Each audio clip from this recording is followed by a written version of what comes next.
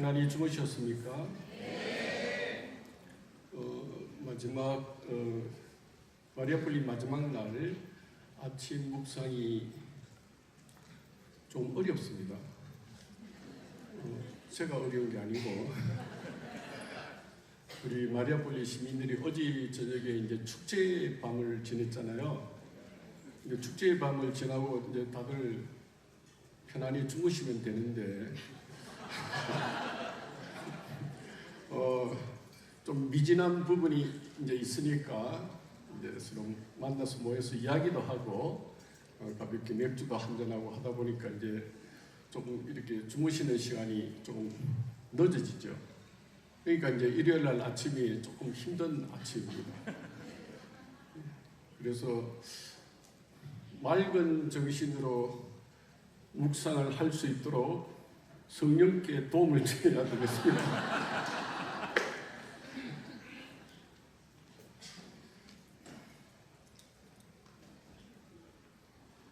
성령께 도움을 청하는 뜻으로 성령 청원 기도로 시작하도록 하겠습니다. 오소서 성령님, 저희 마음을 성령으로 가득 채우시어 저희 안에 사랑의 불이 타오르게 하소서. 우리 주 그리스도를 통하여 비나이다.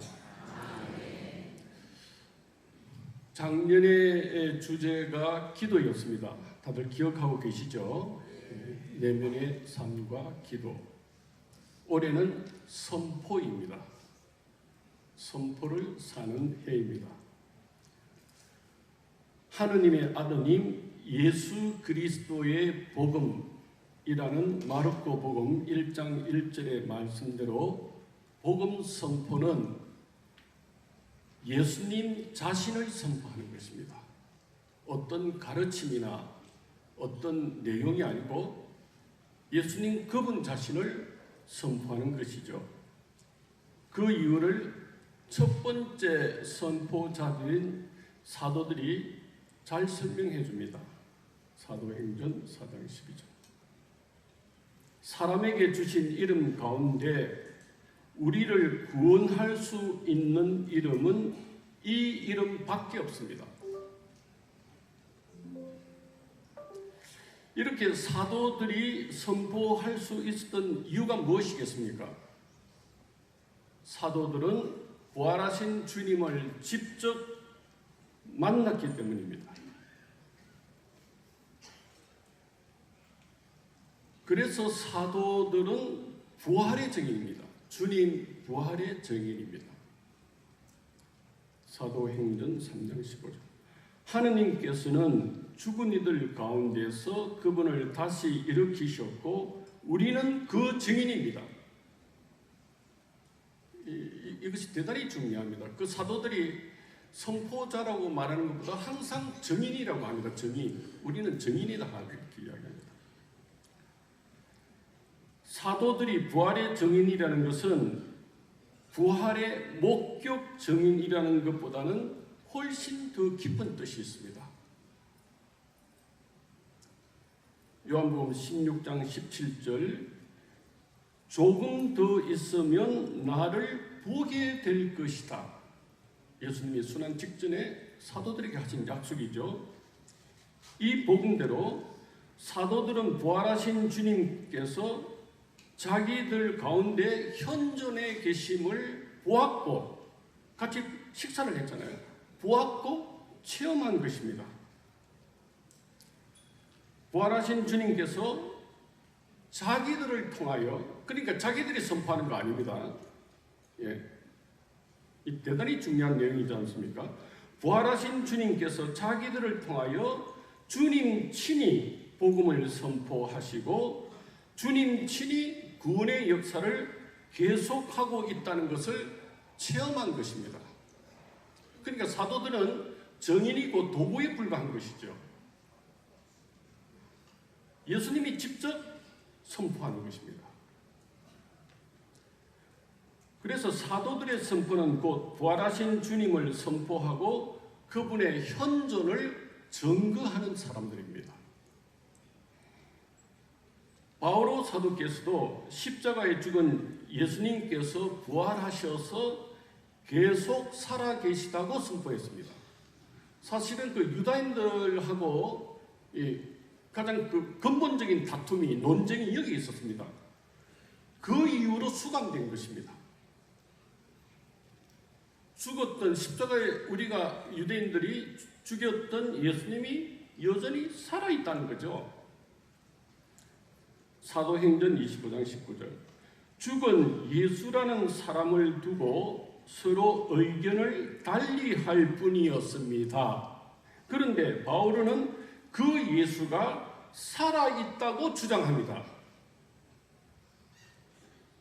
이제 올해 우리가 살고 있는 선포가 무엇인지가 드러납니다.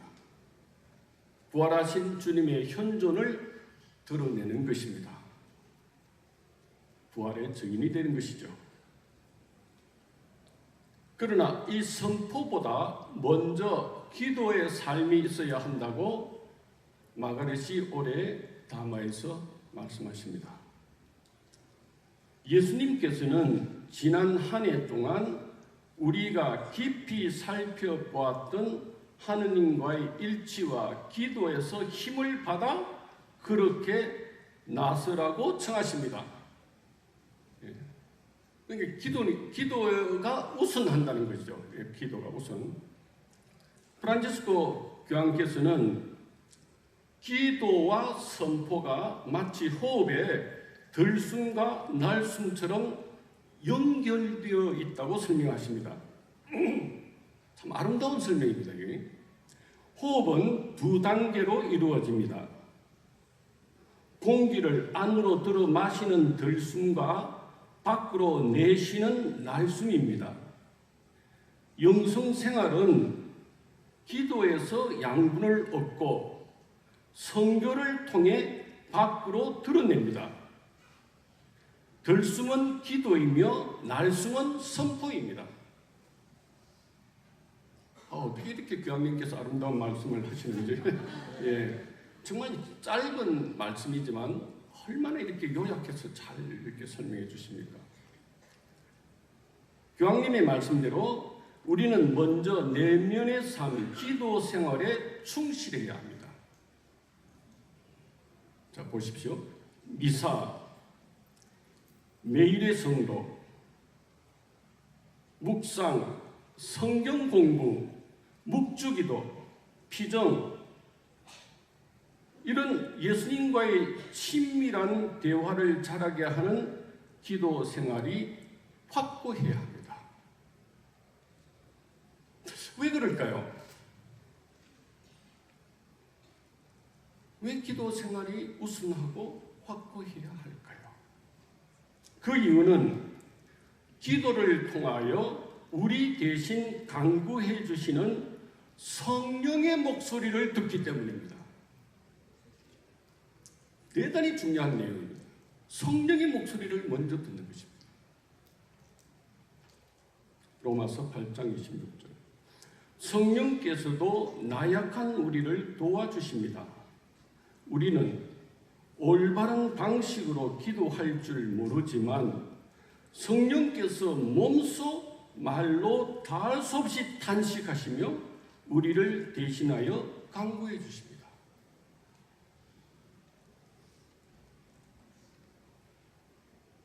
이렇게 우리 내면에서 말씀하시는 성령께서는 구원의 신비를 깨닫도록 빛을 주시는 것입니다. 이게 이제 성령의 목소리죠. 빛을 주십니다. 그래서 요한복음 16장 15장 이렇게 말합니다. 진리의 영이 오시면 너희를 모든 진리 안으로 이끌어 주실 것이다. 그분께서 나를 증언할 것이다. 우리가 먼저 증언하는 것이 아니라 성령께서 주님을 증언하는 것입니다. 그분께서 나를 증언할 것입니다. 그럼 성령의 우리가 목소리를 들으면 성령께서 무엇을 증언해 주신다는 것입니까? 성령께서는 먼저 하느님의 사랑을 증언해 주십니다. 로마서 5장 5절. 우리가 받은 성령을 통하여 하느님의 사랑이 우리 마음에 쏟아 부어졌습니다. 예, 성령께서 우리 하나님의 사랑을 우리에게 부어줬다는 거죠. 그러면 성령께서 부어주신 이 사랑의 힘으로 어떤 일이 일어나는가요? 우리를 하나님의 자녀가 되게 하는 것입니다. 그러니까 성령께서는 친교의 하나님이시잖아요. 당신이 쏟아주시는 그 사랑의 힘으로 하나님과 우리 사이에 부모, 자녀 관계가 맺어지는 것입니다. 성령이 하시는 일입니다. 로마서 8장 15절 16절. 여러분을 자녀로 삼도록 해주시는 영을 받았습니다. 이 성령의 힘으로 우리가 아빠, 아버지 하고 외치는 것입니다. 그리고 성령께서 몸소 우리가 하나님의 자녀임을 우리 영에게 증언해 주십니다. 참 아름답지 않습니까? 성령의 힘으로 우리가 하나님을 아버지로 부른다는 것이 무슨 뜻인가요? 곧 성령께서는 하나님의 외아들 예수님과 우리를 하나로 일치시켜 준다는 뜻입니다. 왜 그런가 하면 우리는 피조물이에요, 본래. 하나님의 자녀 아닙니다. 그러면 하나님의 자녀는 한 분뿐이죠. 예수님을 그래서 외아들이라 그러잖아요. 그 표현을. 우리를 하나님의 자녀가 되게 한다는 것은 예수님과 결합해서 예수님의 힘으로 예수님과 함께 하나님을 아버지로 부르는 것입니다. 그래서 예수님과 하나 되기 위해서 성령이 어떻게 하십니까? 이렇게 고백하게 만듭니다. 예수님은 주님이시다. 고린도전서 12장 3절.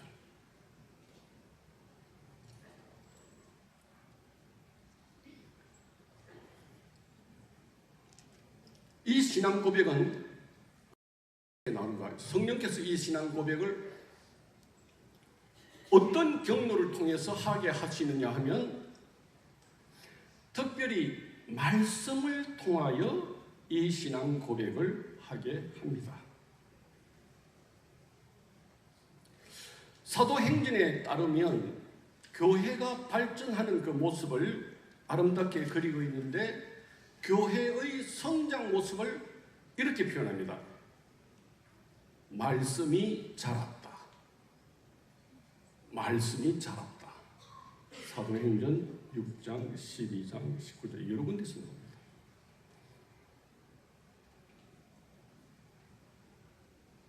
말씀이 자라는 것이 교회라는 것이죠. 교회의 성장이라는 것입니다.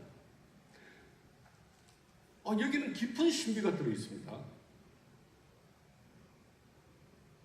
성령의 힘으로 말씀이 성모님 안에서 육화되셨습니다. 그 예수님이 오셨잖아요. 그죠? 예수님이 육화된 말씀이잖아요. 그죠? 이와 같이 이제 성령께서는 우리 영혼과 교회 안에 우리가 듣고 실천하는 그 복음, 예수님의 말씀, 그 말씀이 육화하고 자라게 하시는 것입니다.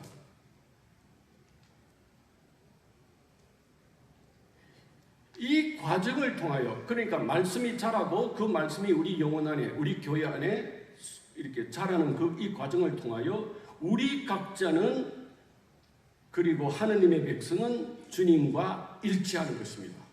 이렇게 해서 우리가 주님의 교회, 주님의 신비체가 되는 것입니다. 이것이 또한 우리 모두가 예수님으로 변화하는 신격화의 과정입니다.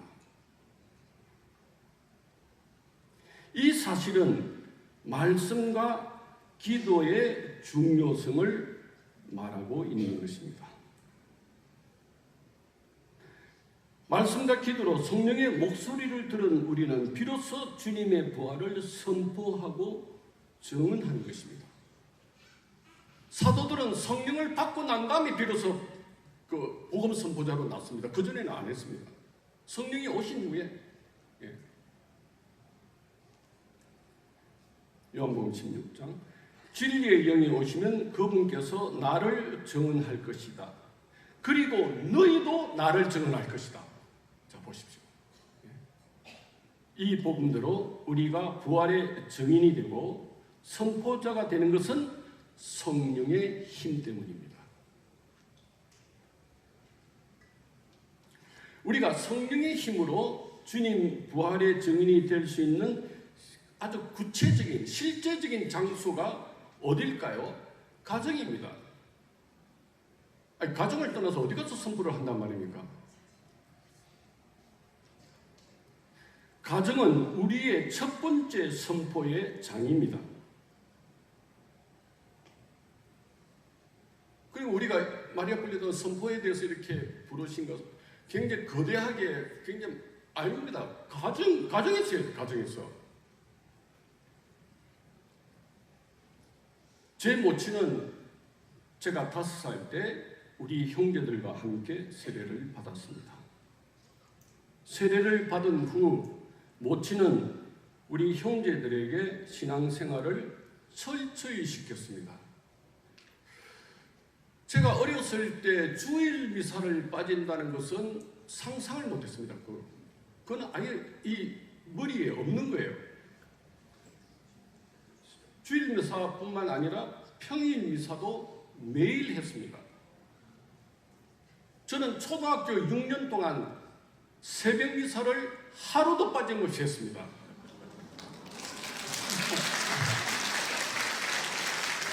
아니, 이 박수 치라고 한 소리가 아닌데 이거. 왜 갑자기 또 박수를?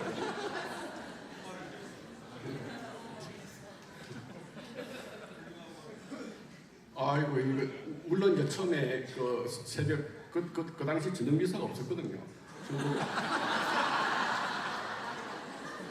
그 1900 제2차 바티칸 끝날 때까지 그 평일 미사 그 평일에 저녁 미사라는 게 없어요. 주일에도 저녁 미사가 없었습니다.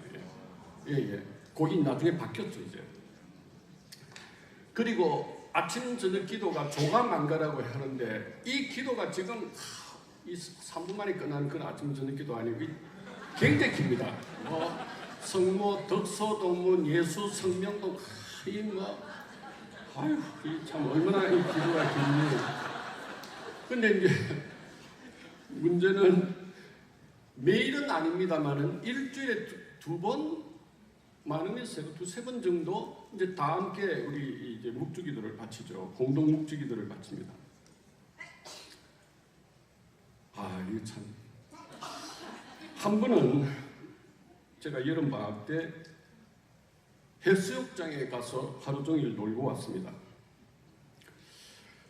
이렇게 바닷가에서 하루 종일 이제 수영을 하고, 그러니까 뭐 바닷가에서 이제 그 조그마한 이렇게 뭡니까 이렇게 다이빙 하는데 올라서 콩 뛰고 하니까 뭐 재밌었죠. 이게 얼마나 물속에 다이빙을 하고 놀았는지 저녁밥을 먹는데 코에서 바닷물이 초록초록 흐르는 거예요. 이게 한 번 흘리는 게 아니라 계속 흘러요. 그 저녁밥을 먹을 때 이게 짭조름하잖아요, 이게. 그러니까 이 반찬이 필요 없는 거예요. 이게 밥 먹고 한 핥아 먹으면은 간이 딱 맞습니다. 거기에다 이제 김 한 장을 얹어 먹으면 아주 금상첨화죠. 근데 문제는 저녁 식사를 마치자마자 숟가락 놓고 그 자리에서 그대로 이렇게 이제 잠이 드는 거죠. 피곤해서 이제 움직일 수가 없습니다.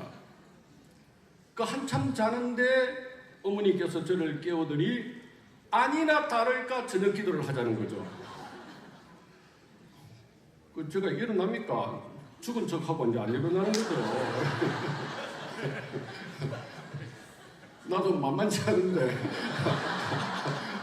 오늘은 내가 기어이 저녁 기도를 하면 안 하리라 하고 생각하고, 그 어머니가 방으로 나가셔요. 그래서 야, 오늘 드디어 저녁 기도를 한 번 안 하고 잘 수 있겠구나. 너무 속으로 기분이 좋은 겁니다. 그런데 조금 후에 어머니가 들어오시더니 저를 막 흔들고 꼬집고 물고, 나 참 괴물 줄 알았어, 괴물. 아, 저녁기도 안 한다고 꼬집고 물고 하는 그 엄마가 있습니까? 그러니까 깜짝 놀라서 일어났습니다. 그날도 어김없이 저녁 기도를 하고 자게 되었습니다. 이제 제가 나이가 들어서 디모데오 후서 1장의 말씀을 되새기게 됩니다. 그대의 할머니 로이스와 어머니 에오니케에게 깃들어 있던 그 믿음이 이제는 그대에게도 깃들어 있다고 확신합니다. 이 말씀처럼 어머니를 통하여 주님께서 저에게 믿음의 은총을 주신 것입니다. 제가 이렇게 나이가 들면서 생각해 보면 이 믿음이 제가 받은 최고의 유산이고 최고의 은총이라는 것을 깨닫게 되었습니다. 이것보다 더 큰 은총이 없어요. 이 때문에 저는 주님께 감사도 감사드립니다. 저는 가만히 생각해 보면 이런 은총을 받을 자격이 없는 것 같아요. 예를 들면 초등학교 6년 동안 가끔 이렇게 이제 우리 다 모여가지고 이제 묵주기도 바쳤다 그랬잖아요, 그죠? 저녁에 바치는 묵주기도를 맑은 정신으로 바친 적이 거의 없는 것 같습니다. 이거는 거의 비몽사몽간이죠. 거의 절반, 이게 자는 것과 깨어있는 그 선상에서 이렇게. 그러니까 어떤 데는 너무 이제 피곤하면 자빠지기도 하고. 야, 이게 묵주기도가 6년 동안 이렇게 바친 묵주기도가 이게 묵주기도가 되는 건가 하는 생각이 듭니다, 사실은. 근데 제가 사제가 되어서 시편 127장 2절을 읽게 되었습니다. 주님께서는 사랑하시는 자에게 그 잘 때 은혜를 베푸시리로다.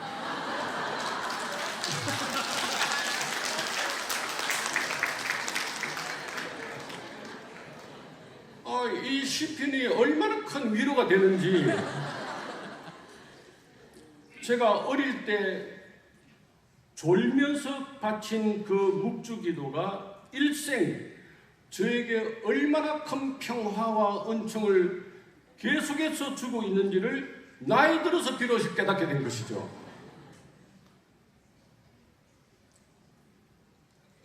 그 은총 덕분에 저는 초등학교를 졸업하고 바로 신학교 들어갔습니다. 네. 그뿐만이 아닙니다. 어머니가 세례받은 지 30년쯤 지나니까 우리 일가친척에 그 신자가 한 명도 없었어요. 불교가, 외가 쪽은 불교가 상당히 센 집안인데 일가 친척, 사돈, 팔촌까지 전부 세례 다 받았습니다.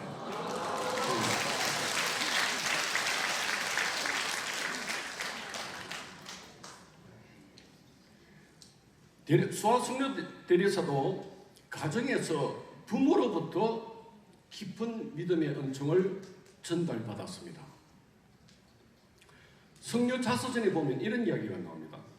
성녀는 자신이 어렸을 때 아버지 손을 잡고 성체조배하러 자주 성당에 이제 갔다 고백을 하죠. 그 성당에서 성체 앞에서 깊이 기도하시는 아버지를 보고 이미 기도를 어떻게 해야 하는지를 배웠다고 고백합니다.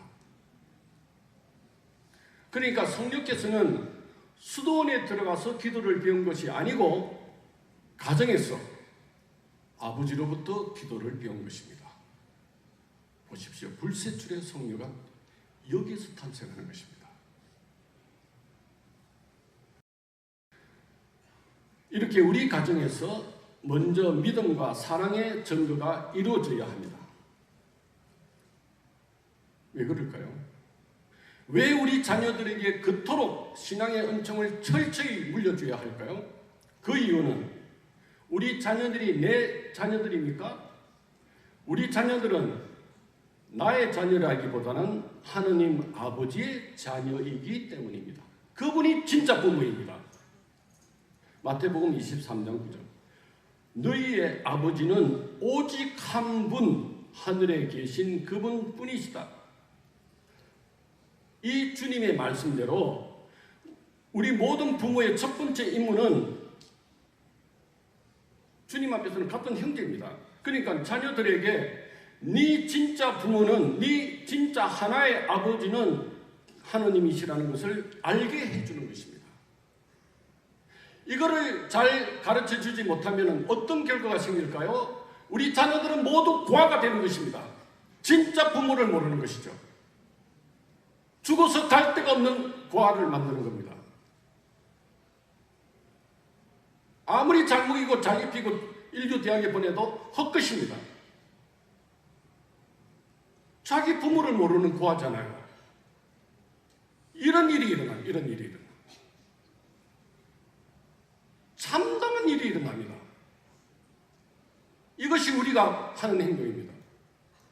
그러니까 왜 어릴 때부터 성당에 보내고 주일학교 보내고 아침 저녁 철저히 시키고 남을 사랑하는 법을 왜 가르쳐야 되는지, 하느님께 왜 감사해야 되는지를 가르쳐 줘야 합니다.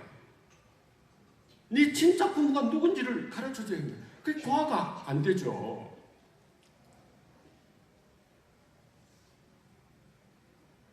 제가 본당에 있으면은 여름에 이렇게 성경학과나 주일학교를 해보면 전부 다 학원에 보내고 공부한다고 애들을 성당에 잘 안 보내고 해서 제가 참 마음이 아픕니다. 성당에 안 와서 마음이 아픈 게 아니라 그 애들이 잘못하면 다 명담에서 고아 되겠구나. 진짜 자기 부모를 모르는 고아 되겠구나. 그 생각 때문에 마음이 아픕니다. 이 임무를 잘 수행하신 분이 예를 들면 성녀 모니카입니다. 여러분들 큰 성인들 뒤에는 반드시 참된 부모가 있습니다. 소아성녀 테레사 부모님 전부 다 성인 품에 다 올렸습니다. 돈보스코 성인 뒤에 위대한 어머니가 계십니다. 예. 김대근 신부님 뒤에 순교자 아버지 어머니가 계십니다. 보십시오. 위대한 성인 뒤에는 위대한 신앙인 부모가 있습니다. 성녀 모니카께서는 이교도에 빠진 아우구스틴을 위해 20년 동안 기도와 희생을 바쳤습니다.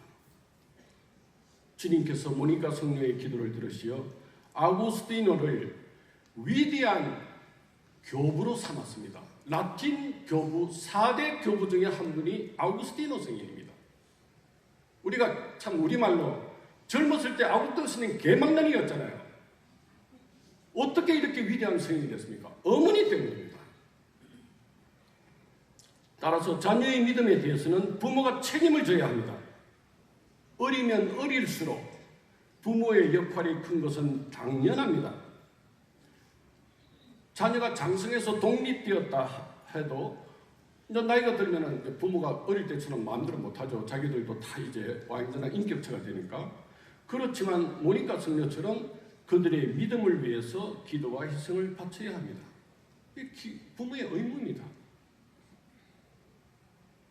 건강하라고 사업 잘 되라고 물론 해야죠. 그러나 1번이 믿음입니다. 멀리 떨어져 산다 해도 때때로 어릴 때 붓처럼 그렇게 세게는 못하잖아요. 그러나 멀리 떨어져 있어서 다 결혼해서 독립해서 산다 하더라도 가끔 전화하고 톡도 날리고 어쨌든 어떤 방법을 사랑하든 신앙생활을 독려해야 됩니다. 그 부모가 해야 됩니다. 그럼 만약 그럼 하는 말이 밥 잘 먹나 건강하나 그거는 안 믿는 사람도 하는 거예요. 안 믿는 사람도. 동물도 그 정도 수준을 합니다. 자녀의 믿음보다 더 중요한 것은 없어요. 왜? 믿음으로 구원받기 때문입니다. 이렇게 자녀들이 자기들의 건강이나 재산보다 믿음을 우리 부모가 가장 중요하게 여기고 있다는 것을 알고는 있어야 됩니다. 그 자극을 받잖아요.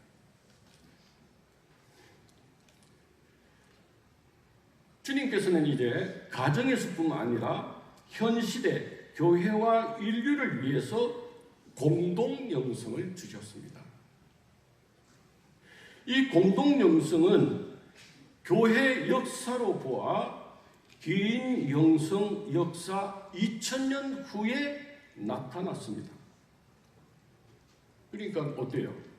현대적이고 가장 진보한 영성입니다. 최근에 하나님께서 깨알아를 통해서 이 은총을 주셨잖아요. 이 영성은 심오하지만 또한 단순합니다. 사랑하는 것입니다. 아주 단순합니다. 사랑하는 것입니다. 이렇게 사랑만 하면 모든 이가 성덕에 도달할 수 있습니다. 그러니까 성인이 되기 위해서 수도원이나 신학교 들어가지 않아도 됩니다. 물론 특별한 부르심이 있지만 우리가 첫날 저녁에 그걸 봤죠. 모든 그리스도인의 성수가 뭐라 그랬어요? 사랑으로 불렸다 그러잖아요. 정확하게 이것을 우리 영성이 말해줍니다. 마더 데레사처럼 빈민촌에 들어가지 않아도 되고 이태석 신부님처럼 아프리카에 가지 않아도 됩니다. 자기 자리에서 하나님의 뜻을 하고 자기 옆에 있는 형제를 사랑하기만 하면 됩니다. 이렇게 포클라리 영성은 하느님 백성 모두에게 성덕의 길을 열어주었습니다. 옛날에는 그랬잖아요. 수도자나 성직자가 성인이 되지 우리가 어떻게 성인이 되냐? 아닙니다. 모두가 성인이 되는 길을 열어준 것입니다. 그래서 이 영성은 남녀노소, 성직자, 평신도, 수도자 모두가 성인이 될 수 있는 대중의 성덕, 백성의 성덕으로 초대하고 있는 것입니다. 이것이 교황님께서 말씀하신 대중의 성덕입니다. 이 성덕은 사랑입니다. 이 사랑은 내가 먼저 하는 사랑입니다.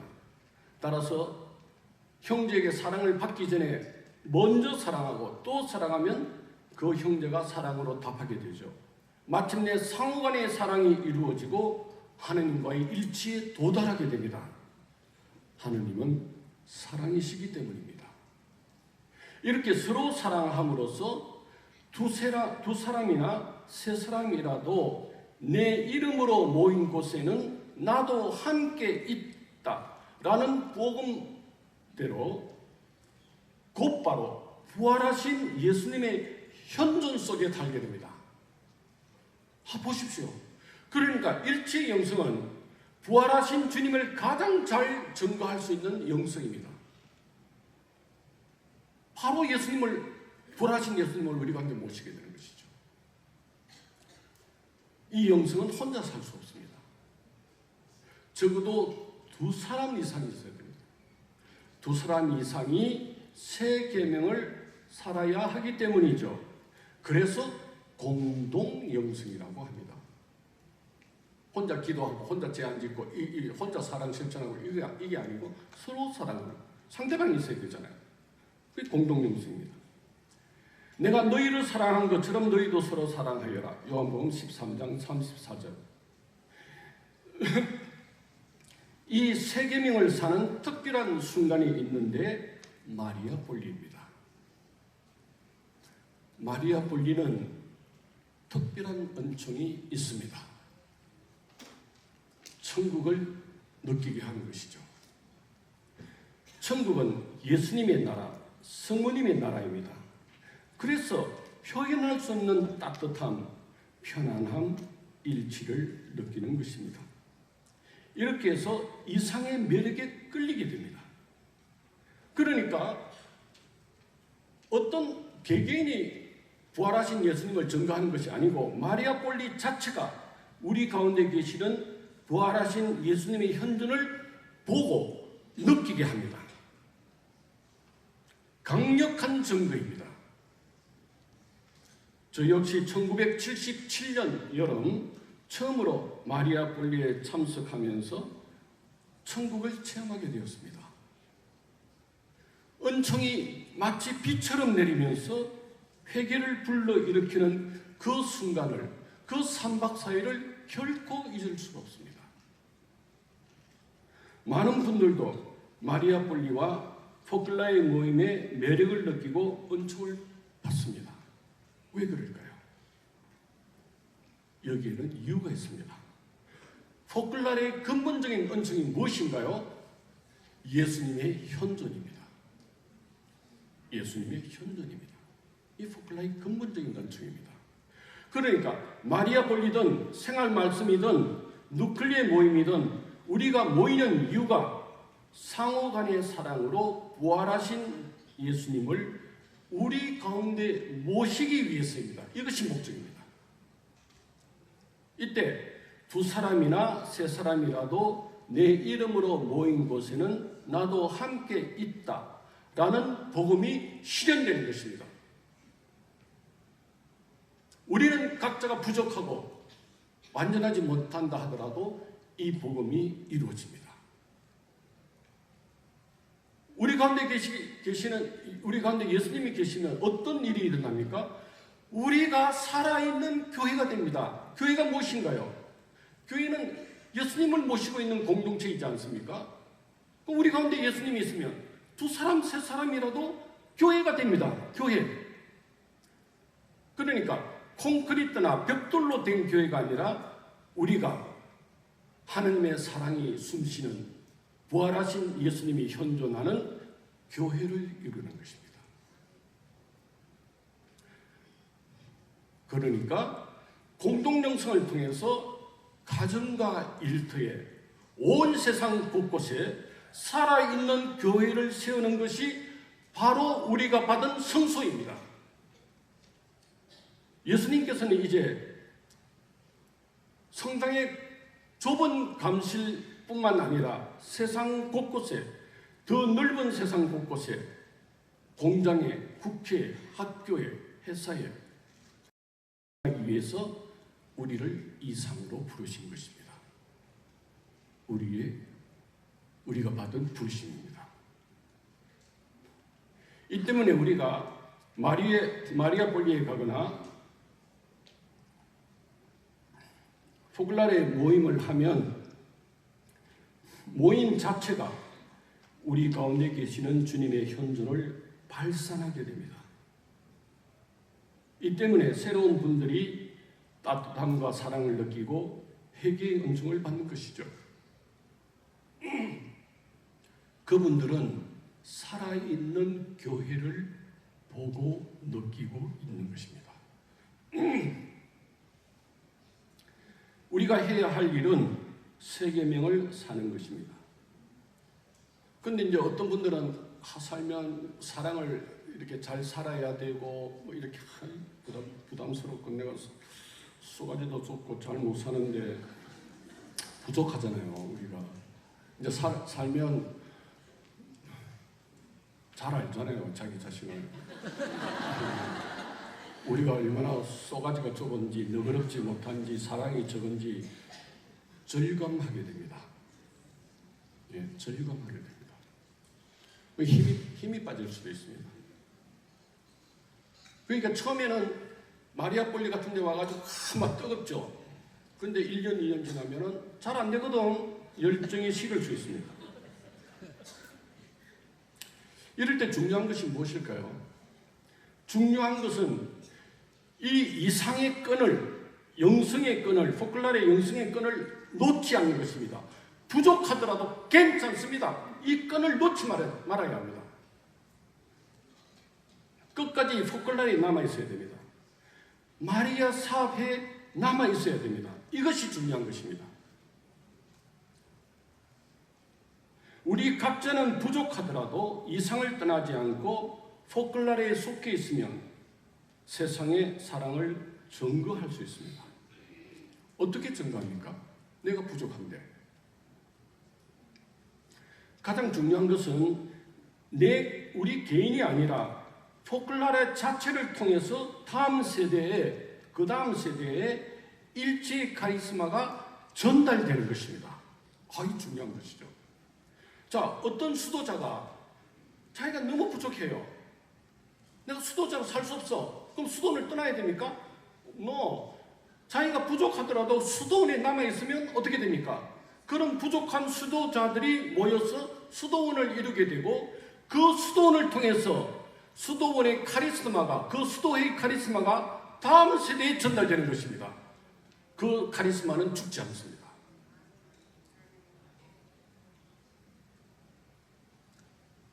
정말 중요한 거예요. 그러니까 자기가 부족하다고 자꾸 생각하고 힘을 잃고 하는 것은 자기만 보는 거죠. 자기 시선이 자기에게 쏠리고 있는 겁니다.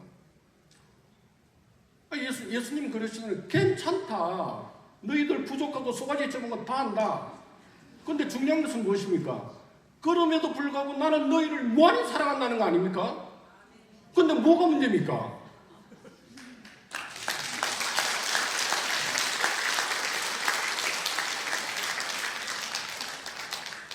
이렇게 우리가 끝까지 이상의 끈을 잡고 있으면 어떤 은총을 받게 되느냐 하면 다시 시작할 수 있습니다. 다시 시작하게 됩니다.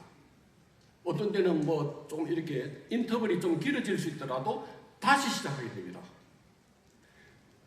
이렇게 우리가 다시 시작하기로, 다시 사랑하기로 결심하면 은총이 옵니다. 우리의 볼 수 있는 일치를 통하여 볼 수 없는 주님의 사랑을 증거할 수 있는 은총을 받게 됩니다. 주님께서 바로 이 은총을 우리가 받을 수 있도록 성부께 기도하지 않았습니까? 요한복음 17장 대사제의 기도에서 이 은총을 우리가 받을 수 있도록 이렇게 기도하셨어요. 그들이 모두 하나가 되게 해 주십시오. 그리하여 세상이 믿게 하십시오. 네.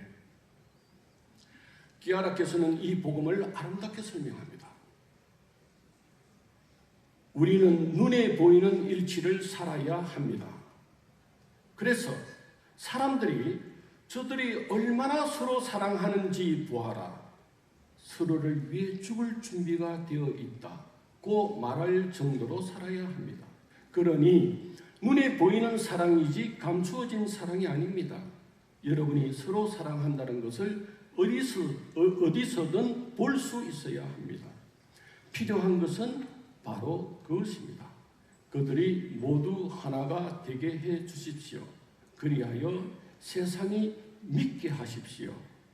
우리가 하나가 되면 믿을 것이라는 이야기입니다. 그것이 복음화의 지름길입니다. 우리의 말이 아니라 우리 가운데 계신 예수님께서 하시는 복음화이니까요. 예수님, 부활하신 예수님이 하시는 것입니다. 이제 간단한 결론으로 묵상을 마치겠습니다. 고린도전서 13장 사랑의 창가에 나오는 것처럼 기아라께서는 사랑은 모든 것을 이긴다라고 했습니다. 사랑은 모든 것을 이긴다. 그렇다면 앞으로 세상을 이기는 교회, 세상을 정복하는 교회는 어떤 교회이겠습니까? 참 사랑을 지닌 교회라고 생각합니다. 불교, 이슬람교, 힌두교, 개신교, 우리나라에도 개신교 교파가 300개나 됩니다. 개신교. 그리고 가톨릭 중에서 과연 어떤 종교가 더 나은가, 더 옳은가, 그런 토론도 저는 앞으로 별 소용이 없을 것 같습니다. 떠들어봤자 뭐하란 말이고 못자란 말이고 그러면 안 가면 그만인데.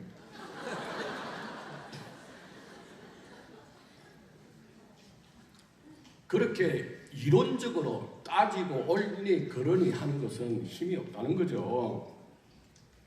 미래의 참된 교회는 더 큰 사랑, 위대한 형제를 지닌 교회가 결국 인류를 정복할 것입니다.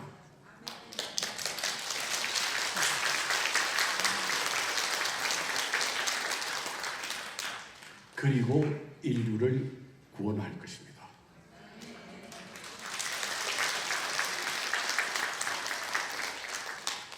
그 교회가 사랑이신 하나님을 보여주고 증거하기 때문입니다. 네.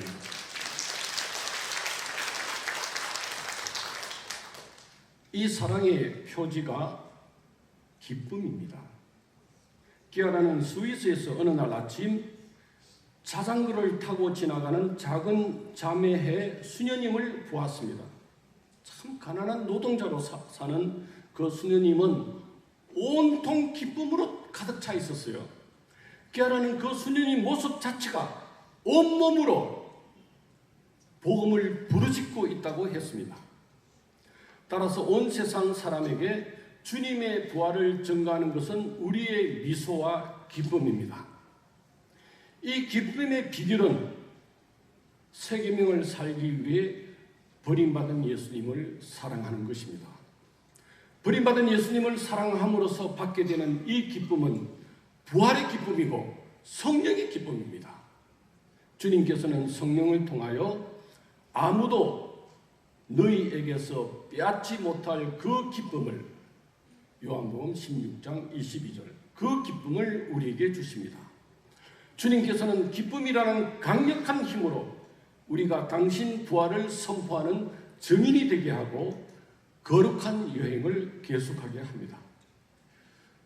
들어주셔서 감사합니다.